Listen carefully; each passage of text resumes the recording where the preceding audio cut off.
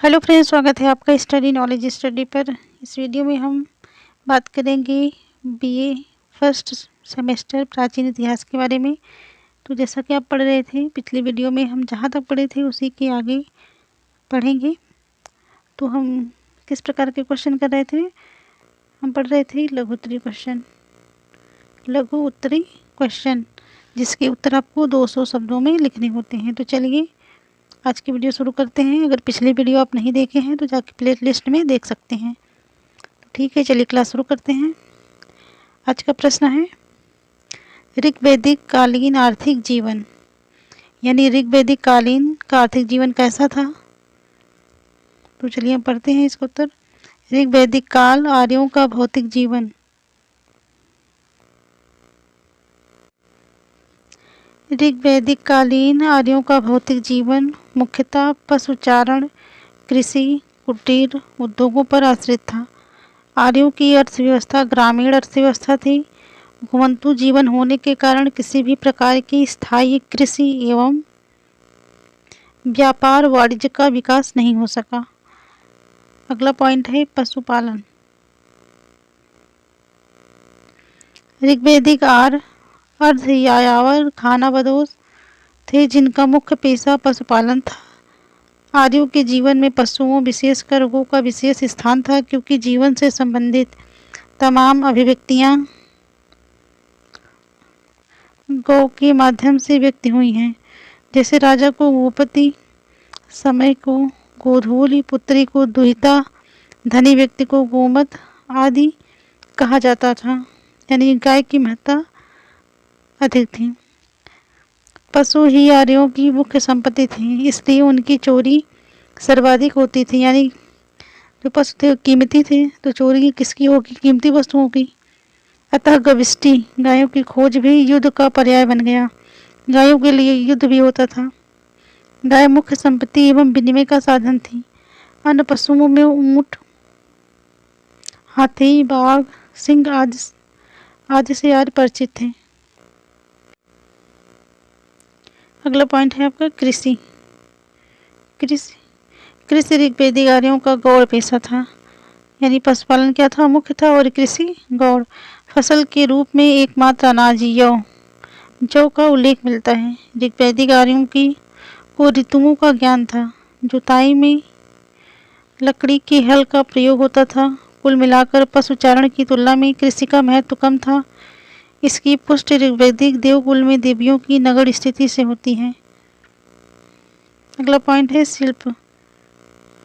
ऋग्वेद में कुछ शिल्पों का भी वर्णन हुआ है, जिससे बढ़ईगिरी, कुलाल, कुम्हार आदि। इनमें आर्य धातु के रूप में तांबा या कांसे का प्रयोग करते थे, और इसके लिए अयस शब्द का प्रयोग होता था। अगला पॉइंट है आपका व्यापार वाणिज्य। ऋग्वेद में वणिक समुदाय की चर्चा पांड्य नामक व्यापारियों के समूह के रूप में हुई है। ये गैर आर्य समुदाय से संबंधित थे और अपनी कृपणता के लिए विख्यात थे। इस काल में नियमित सिक्कों का विकास नहीं हुआ था तथा वस्तु विनिमय प्रणाली ही प्रचलन में थी, यानी एक वस्तु के बदले दूसरी वस्तु प्राप्त करते थे। वस्तुतः कृषि अधिशेष की स्थिति न होने से व्यापार नगण्य ही था। अगला पॉइंट है आपका करारोपण। इनकी कर प्रणाली क्या थी? ऋग्वैदिक काल में करारोपण प्रणाली का विकास नहीं हो पाया था, क्योंकि अभी स्थायी कृषि नहीं हो रही थी। राजा को बलि स्वैच्छिक रूप से मिलती थी, जो उसकी आय का एक साधन था। ऋग्वैदिक अर्थव्यवस्था उपहार अर्थव्यवस्था एवं निर्वाह अर्थव्यवस्था का प्रतिनिधित्व करती थी, जो लूट के माल के पुनर्वितरण एवं पारस्परिक विनिमय पर आधारित थी। निर्वाह अर्थव्यवस्था में बड़े पैमाने पर व्यापार का प्रसार संभव नहीं था। इसी कारण नगरों का उदय भी इस काल में नहीं हुआ। इस सभ्यता का स्वरूप ग्रामीण ही बना रहा। तो ये थी आपकी ऋग्वैदिक कालीन आर्थिक व्यवस्था। तो एक बार इसको हम फिर से पढ़ लेते हैं।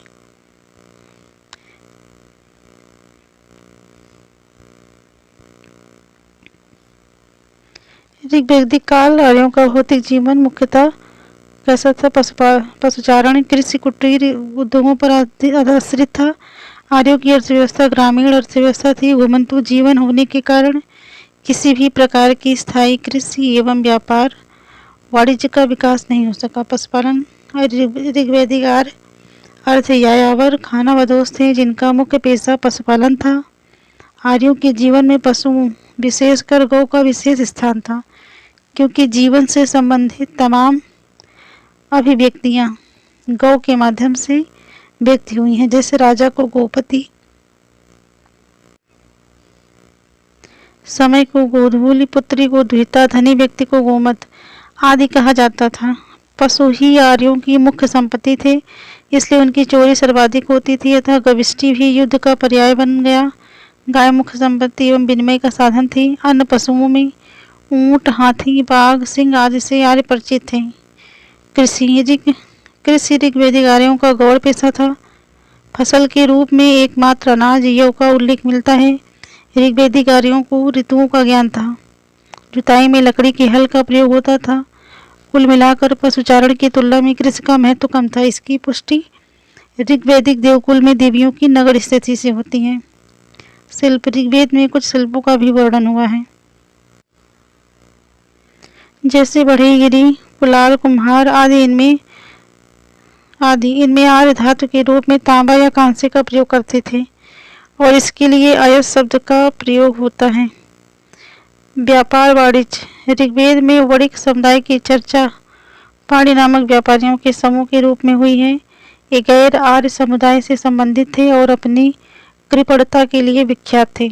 इस काल में नियमित सिक्कों का विकास नहीं हुआ था तथा वस्तु विनिमय प्रणाली ही प्रचलन में थी। वस्तुतः कृषि अधिशेष की स्थिति न होने से व्यापार नगण्य था। करारोपण प्रणाली, ऋग्वैदिक काल में करारोपण प्रणाली का विकास नहीं हो पाया था, क्योंकि अभी स्थायी कृषि नहीं हो रही थी। राजा को बलि स्वैच्छिक रूप से मिलती थी, जो उसकी आय का एक साधन था। ऋग्वैदिक अर्थव्यवस्था उपहार अर्थव्यवस्था एवं निर्वाह अर्थव्यवस्था का प्रतिनिधित्व करती थी, जो लूट के माल के पुनर्वितरण एवं पारस्परिक विनिमय पर आधारित थी। निर्वाह अर्थव्यवस्था में बड़े पैमाने पर व्यापार का प्रसार संभव नहीं था। इसी कारण नगरों का उदय भी इस काल में नहीं हुआ। इस सभ्यता का स्वरूप ग्रामीण ही बना रहा। अगला प्रश्न है ऋग्वैदिक कालीन धार्मिक जीवन। तो चलिए पढ़ते हैं इसको। ऋग्वैदिक धार्मिक जीवन तथा मान्यताएं भौतिक जीवन से प्रभावित थीं, अतः इस क्षेत्र में भी कबीलियाई प्रभाव दिखाई देता है। इनका स्वरूप कैसा था? ऋग्वैदिक आर्य प्रकृति पूजक एवं बहुदेववादी थी। प्रकृति की जिन शक्तियों से आर्य प्रभावित या भयभीत थी, उसका उन्होंने दैवीकरण कर पूजा करना शुरू कर दिया। ऋग्वैदिक धर्म में पुरुष देवता को प्रधानता थी। देवियों की उपस्थिति तो है, लेकिन उन्हें पुरुष देवता की तरह महत्व नहीं दिया जाता था। अगला पॉइंट है देवताओं के प्रकार। कितने प्रकार के देवता थे? ऋग्वेद में उल्लेखित देवताओं को 3 वर्गों में बांटा जा सकता है। पहला है पृथ्वी के देवता। इसमें कौन कौन से? इसमें पृथ्वी, अग्नि, सोम, बृहस्पति आदि शामिल है। दूसरा है वायु के देवता। इसमें है इंद्र, वरुण, वायु, मरुत आदि। तीसरा है आकाश के देवता। इसमें है सूर्य, उषा, मित्र, सावित्री आदि। ऋग्वैदिक आर्यों के सर्व प्रमुख देवता इंद्र थे, क्योंकि ऋग्वैदिक आर्यों के जीवन में युद्ध का महत्वपूर्ण स्थान था एवं इंद्र युद्ध एवं वर्षा के देवता थे। ऋग्वेद में इंद्र के सम्मान में सर्वाधिक 250 सूक्त समर्पित हैं और उसे पुरभिद, पुरंदर तथा तोनन कहा गया है। आर्यों के जीवन में अग्नि का भी अत्यंत महत्व था। अग्नि यज्ञ, पुरोहित के देवता तथा घर घर के अतिथि के रूप में मानव एवं ईश्वर के बीच मध्यस्थ की भूमिका निभाते थे। और इनके सम्मान में 200 सूक्त समर्पित हैं। वरुण आर्यों के तीसरे प्रमुख देवता हैं। ऋग्वैदिक आर्यों की उच्चतर सोच ऋत की अवधारणा में व्यक्त हुई है। ऋत से तात्पर्य प्राकृतिक नियमों की रक्षा एवं नैतिक व्यवस्था के नियमन से है और वरुण को इस नैतिक अवस्था का रक्षक माना गया है। इसी कारण उसे ऋतस्य गोप कहा गया है। अन्य देवताओं में सोम वनस्पति के देवता थे, तो मरु तूफान के देवता थे, पूषण पशुओं के देवता थे। देवियों में प्रमुख अदिति एवं उषा थी, परंतु देवताओं की अपेक्षा इनकी संख्या कम थी तथा महत्व भी कम था। इसका कारण आर्यों के पितृसत्तात्मक समाज में निहित था। उपासना पद्धति एवं कर्मकांड।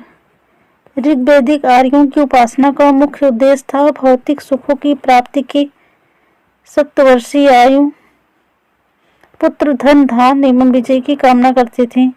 मोक्ष या निर्वाण उनकी उपासना का लक्ष्य नहीं था। उनकी उपासना पद्धति में प्रार्थना एवं यज्ञ शामिल था। ये व्यक्तिगत एवं सामूहिक दोनों विधियों से संपन्न किए जाते थे। यज्ञ की तुलना में प्रार्थना का विशेष महत्व था। इस समय मंत्रोच्चारण तथा बलि को वह स्थान नहीं प्राप्त था जो आगे चलकर दिखाई पड़ता है। कुल मिलाकर इनकी उपासना पद्धति आडंबर मुक्त थी। आज जीवन के अमृत में विश्वास रखते थे, परंतु उन्होंने मोक्ष प्राप्ति का कोई प्रयास नहीं किया। मंदिरों या मूर्ति पूजा का प्रमाण नहीं मिलता। इस प्रश्न को एक बार हम उत्तर को देख लेते हैं फिर से। ऋग्वैदिक धार्मिक जीवन तथा मान्यताएं भौतिक जीवन से प्रभावित थी, अतः इस क्षेत्र में भी कबीलाई प्रभाव दिखाई देता है। स्वरूप कैसा था इनका? ऋग्वैदिक आर्य प्रकृति पूजक एवं बहुदेववादी थे। प्रकृति की जिन शक्तियों से आर्य प्रभावित या भयभीत थे उसका उन्होंने दैवीकरण कर पूजा करना शुरू कर दिया। ऋग्वैदिक धर्म में पुरुष देवता को प्रधानता थी, लेकिन देवियों की उपस्थिति तो है, लेकिन उन्हें पुरुष देवता की तरह महत्व नहीं दिया जाता था। देवताओं के प्रकार ऋग्वेद में उल्लिखित देवताओं को 3 वर्गों में बांटा जा सकता है। पहला पृथ्वी के देवता, पृथ्वी, अग्नि, सोम, बृहस्पति आदि। दूसरा है वायु के देवता, इंद्र, वरुण, वायु, मरुत आदि। तीसरा आकाश के देवता, सूर्य, उषा, मित्र, सावित्री आदि। ऋग्वैदिक आर्यों के सर्वप्रमुख देवता इंद्र थे, क्योंकि ऋग्वैदिक आर्यों के जीवन में युद्ध का महत्वपूर्ण स्थान था एवं इंद्र युद्ध एवं वर्षा के देवता थे। ऋग्वेद में इंद्र के सम्मान में सर्वाधिक 250 सूक्त समर्पित है और उसे पुरभिद, पुरंदर तथा तोनन कहा गया है। आर्यों के जीवन में अग्नि का भी अत्यंत महत्व था। अग्नि यज्ञ, पुरोहित के देवता तथा घर घर के अतिथि के रूप में मानव एवं ईश्वर के बीच मध्यस्थ की भूमिका निभाते थे और इनके सम्मान में 200 सूक्त समर्पित हैं।